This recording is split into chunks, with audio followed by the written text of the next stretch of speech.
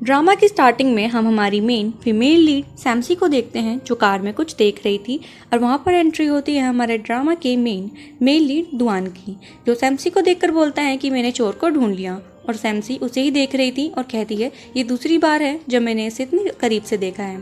फिर हमें कुछ टाइम पहले का सीन दिखाते हैं जहाँ पर सैमसी स्कूल में पढ़ रही थी और वो काफ़ी छोटी थी। वो क्लास में थी बट उसका ध्यान तो बाहर ही था।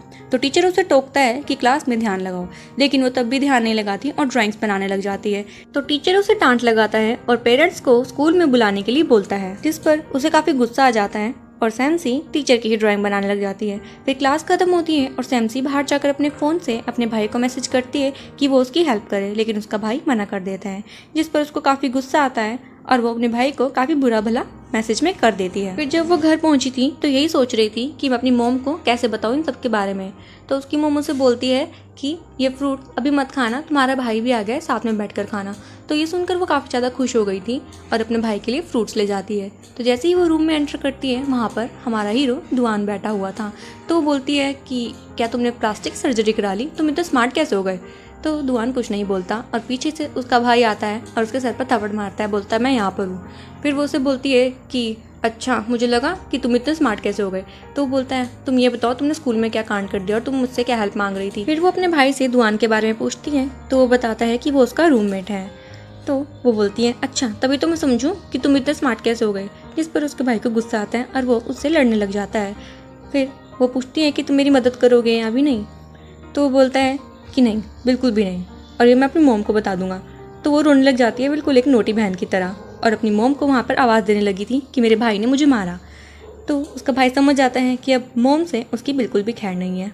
तो वहाँ पर उसकी मोम आती है और उसके भाई को डांटने लग जाती है और मारती भी है। सैमसी ये देखकर काफ़ी खुश हो रही थी और वो दुआन के पीछे खड़ी हुई थी।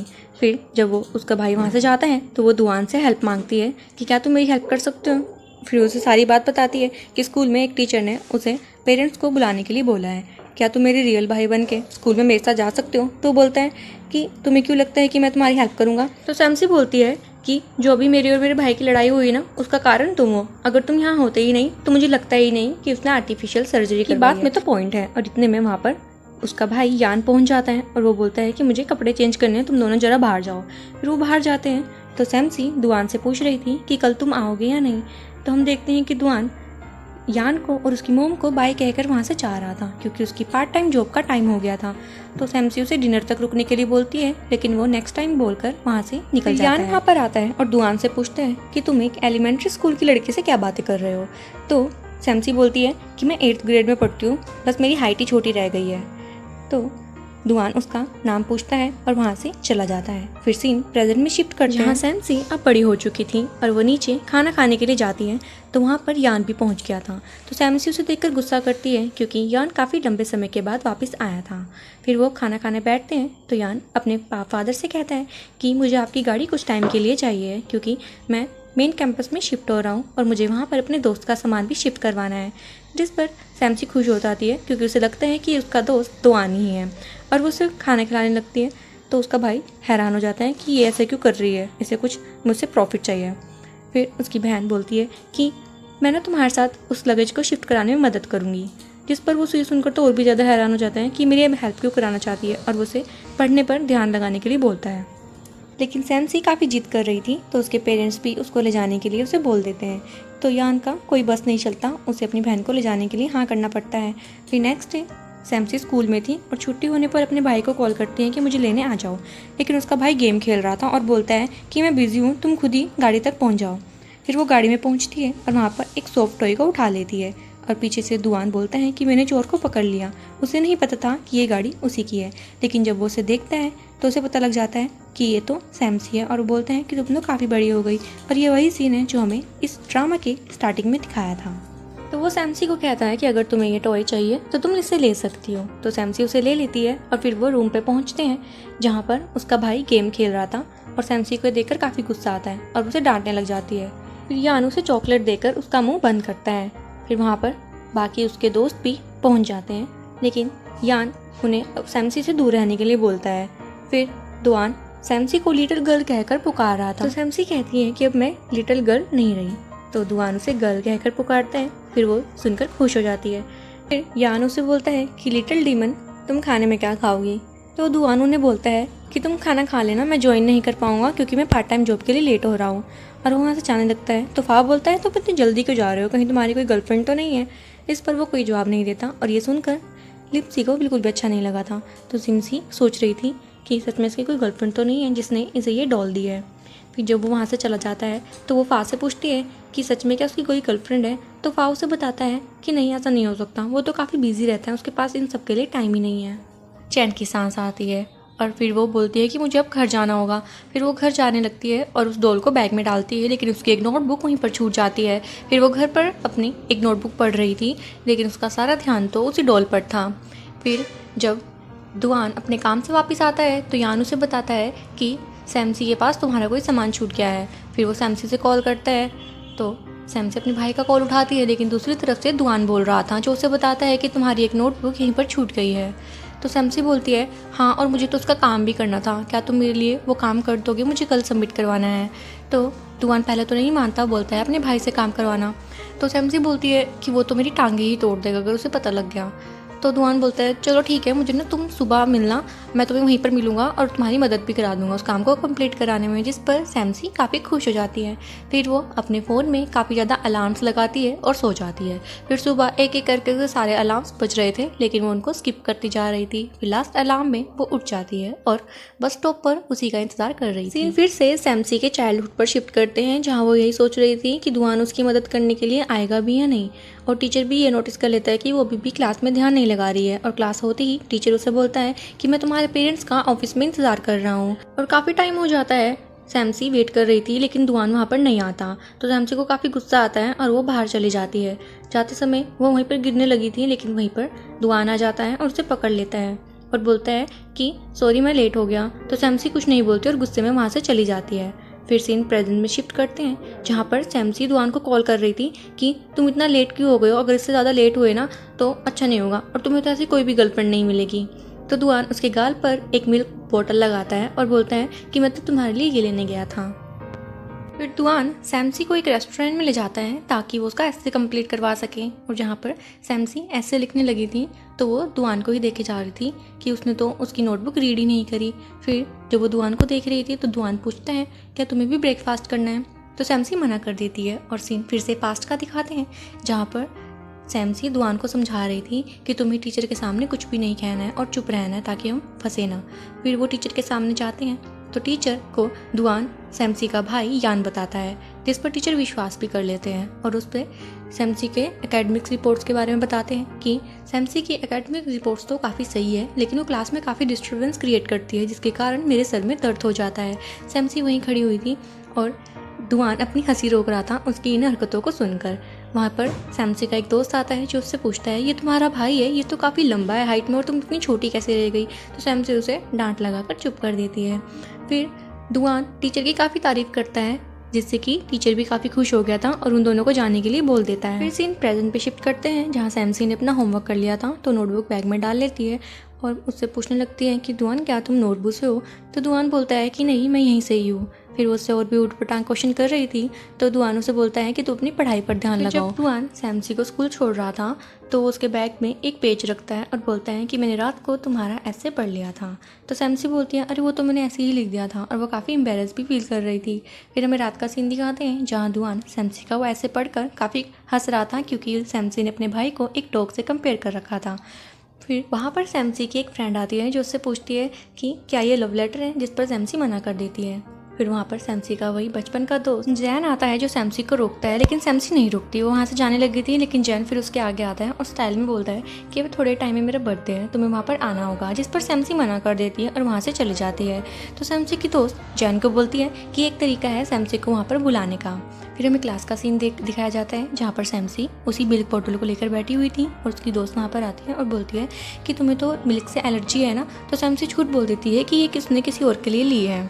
फिर हमें घर का सीन दिखाते हैं, जहाँ सैमसी उस मिल्क बोतल को फ्रिज में रखने लगी थी, लेकिन फिर सोचती है इसे कोई पी ना ले। फिर वो अपने रूम में ले जा लेती है। इसके बाद सैमसी दुआन का वही ऐसे पढ़ने लगती है और देखती है कि उसमें दुआन ने यान की काफ़ी ज़्यादा तारीफ लिखी हुई थी और वो बोल रही थी कि ये तो सब फेक सा लग रहा है, यान इतना भी अच्छा नहीं है। फिर उसमें दुआन ने सैमसी के बारे में भी लिखा था, जिसे पढ़कर सैमसी काफ़ी ज़्यादा खुश हो जाती है। फिर सैमसी दुआन को मैसेज करने लगती है कि इतने में उसकी मॉम और डैड वहाँ पर आ जाते हैं, जो उसे बताते हैं कि उन्हें हफ्ते के लिए मैरिज में बाहर जाना होगा, इसलिए अपने भाई यान के साथ अच्छे से रहे। जिस पर सिमसी पहले निराश हो जाती है कि उसे यान के साथ इतने दिन निकालने होंगे।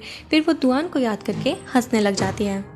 फिर यान घर पर पहुंचता है और वो सैमसी को ही ढूंढ रहा था, क्योंकि उसे पता लग गया था उसके पेरेंट्स बाहर जा रहे हैं और सारी रिस्पॉन्सिबिलिटी उसे ही संभालनी होगी। वो सैमसी को काफ़ी आवाज़ लगाता है, लेकिन सैमसी उसे आवाज़ नहीं देती। उसे कॉल भी करता है, लेकिन कॉल लिविंग रूम में बज रहा था। फिर वो वहाँ पर जाता है तो देखता है सैमसी टेबल के नीचे लेट रखी है और वो किताब पढ़ रही थी। सैमसी जानबूझकर उसे आवाज़ नहीं दे रही थी। फिर यान को उसके एक दोस्त की कॉल आती है, जो उसे पिक करने के लिए बुला रहा था। तो सैमसी को लगता है कि वो दुआन ही होगा, तो सैमसी जिद करने लगती है कि मैं भी चलूंगी, लेकिन यान उसे मना करके वहाँ से चला गया था। फिर सैमसी अपनी मॉम को एक फेक कॉल करती है कि यान उसे तंग कर रहा है, तो यान को सैमसी को अपने साथ ले जाना पड़ता है। फिर जब वो उसके साथ गाड़ी में थी तो वो काफ़ी निराश थी, क्योंकि वो दोस्त तो फा था जिसे वो पिक करने गया था, लेकिन थोड़ी दूर जाते ही वहाँ पर दुआन बैठा हुआ था।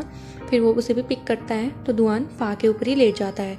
सैमसी उसे ही देखी जा रही थी, तो दुआन भी ये नोटिस कर लेता है और बोलता है कि क्या मैं तुम्हें काफ़ी हैंडसम लग रहा हूँ, जिस पर सैमसी थोड़ा अनकंफर्टेबल हो जाती है और बोलती है ऐसा कुछ नहीं है। तो उसकी ये बात यान भी सुन रहा था और वो भी उन्हें घूरने लग जाता है। फिर दुआन बोलता है अच्छा, अगर मैं हैंडसम नहीं हूँ तो तुम ब्लश क्यों कर रही हो, जिस पर सैमसी के पास बोलने के लिए कुछ भी नहीं था। फिर फा और यान दुआन को चुप होने के लिए बोलते हैं, क्योंकि वो हर वक्त ही ऐसे ही बोलता रहता था। फिर जब वो पहुँच गए थे तो सैमसी गाड़ी से उतरने से मना कर रही थी, तो यान उसे बोलता है तुम्हें यहीं उतरना होगा, नहीं तो हमारे ऊपर फ़ाइन लग जाएगा, ये नो पार्किंग एरिया है, जिस पर सैमसी को उतरना पड़ जाता है। फिर दुआन उसके पास आता है और उससे रीज़न पूछता है कि तुम इतनी अनकंफर्टेबल क्यों लग रही हो, जिस पर सैमसी उसे बोलती है मुझे वॉशरूम जाना होगा। फिर जैसे ही वो जाने लगती है तो दुआन नोटिस कर लेता है कि उसके पीरियड्स आ गए हैं, उसकी स्कर्ट बिल्कुल गंदी हो चुकी थी। तो दुआन उसे पीछे से कवर कर लेता है और वॉशरूम में उसे वेट करने के लिए बोलता है। फिर हम दुआन को देखते हैं जो उसके लिए सैनिटरी पैड्स लाने के लिए मॉल में गया था। फिर हम सैमसी को देखते हैं जो देख रही थी कि उसकी स्कर्ट तो पूरी तरह से गंदी हो गई है और इसीलिए दुआन उसे कवर कर रहा था।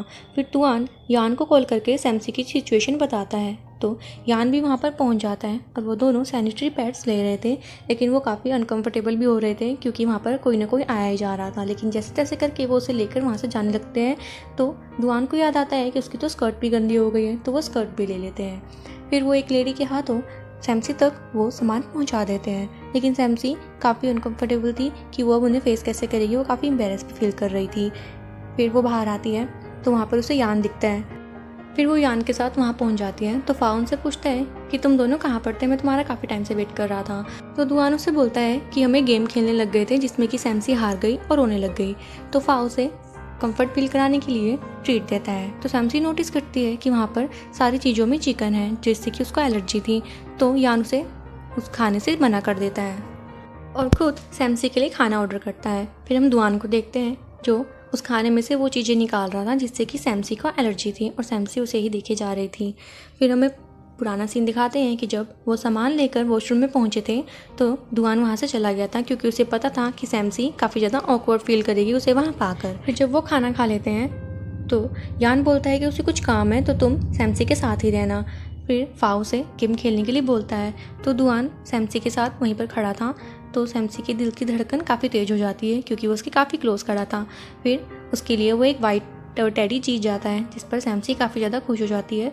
तो दुआन बोलता है कि अब मत रोना, और वो काफ़ी तेज़ हंसने लगी थी। सीन फिर से फास्ट में शिफ्ट करते हैं, जहाँ पर दुआन और सैमसी टीचर से बात करके बाहर आ रहे थे और सैमसी दुआन को थैंक्स कर रही थी और उसे कैंडी भी देती है।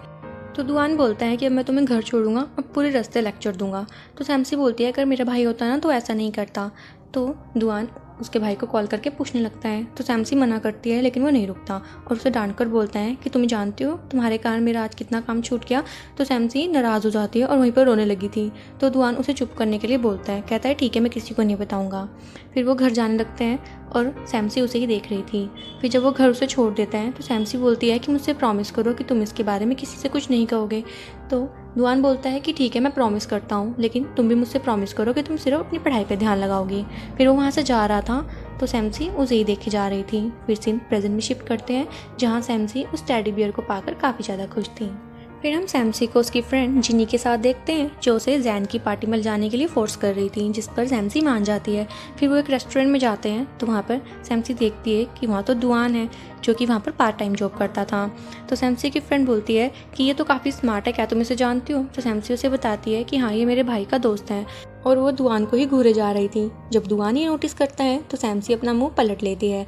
फिर बिल पे करने के लिए भी वही जाती है तो दुआन बोलता है कि इसमें 1 युआन कम है। तो सैमसी बोलती है नहीं, तुम ढंग से चेक करो, ये पूरे हैं। तो दुआन उसे बोलते हैं कि 1 युआन उसका बिल है जो तुम मुझे घूर रही थी, जिस पर सैमसी हैरान हो जाती है और बोलती है कि मैं तुम्हें बिल्कुल भी नहीं देख रही थी और अपनी सीट पर जाकर बैठ जाती है। फिर दुआन उनका ऑर्डर तैयार कर रहा था कि वहाँ पर उसका बॉस आता है जो उसे 1 मंथ की सैलरी एडवांस में देने की बात कर रहा था। तो सैमसी सोचती है कि पक्का दुआन को पैसों की ज़रूरत होगी। इतने में जैन भी वहाँ पर पहुँच गया था और दुआन को वहाँ पर काम करते हुए देखते हैं और सैमसी से पूछता है कि तुम्हारा भाई रेस्टोरेंट में काम करता है लेकिन तुम्हारे पास तो पैसों की कोई कमी नहीं है। जिस पर सैमसी बोलती है तुम्हें अपने काम से काम रखना चाहिए। तो जैन उसे अपने साथ जाने के लिए बोलता है तो सैमसी मना करती है क्योंकि वो खाने को बीच में छोड़कर नहीं जाना चाहती थी, क्योंकि वो दुआन ने उसके लिए दिया था। फिर वो जल्दी जल्दी उस खाने को खाती है और जाने लगती है, लेकिन फिर वापस आती है और दुआन को बोलती है कि क्या तुम्हें पैसों की ज़रूरत है, क्या तुम अफोर्ड कर पाओगे जो तुमने हमें ये खाना फ्री में खिला दिया है? तो दुआन हंसकर बोलता है कि तुम्हारे लिए मैं इतना तो कर ही सकता हूँ। फिर सैमसी वहाँ से चली जाती है और दुआन देखता है कि सैमसी रुपए उसके लिए वहीं पर छोड़कर चली गई थी। फिर हम सैमसी और उसकी फ्रेंड को जैन की बर्थडे पार्टी पे देखते हैं जहाँ जैन केक कटिंग के बाद अपनी विश मांगने लगता है और सैमसी का हाथ पकड़ लेता है। तो सैमसी उसे बोलती है कि मुझे घर जाना है और वो वहाँ से निकल जाती है। तो जैन को ये अच्छा नहीं लगता और वो सैमसी के पीछे भागता है और सैमसी को बताता है कि सैमसी, बड़ी मुश्किल से मैंने तुम्हारे कारण ही इस स्कूल में एडमिशन लिया है और मैं तुम्हें शुरू से ही काफ़ी पसंद करता हूँ। जिस पर सैमसी बोलती है कि लेकिन मैं तुम्हें पसंद नहीं करती और तुम्हें पढ़ाई में ध्यान लगाना चाहिए। और दुआन भी उन्हें साथ में देख लेता है और इसी के साथ हम अपना पहला पार्ट खत्म करते हैं। आपको ये स्टोरी कैसी लग रही है कमेंट में ज़रूर बताना। मिलते हैं सेकंड पार्ट के साथ। Till then take care, good bye.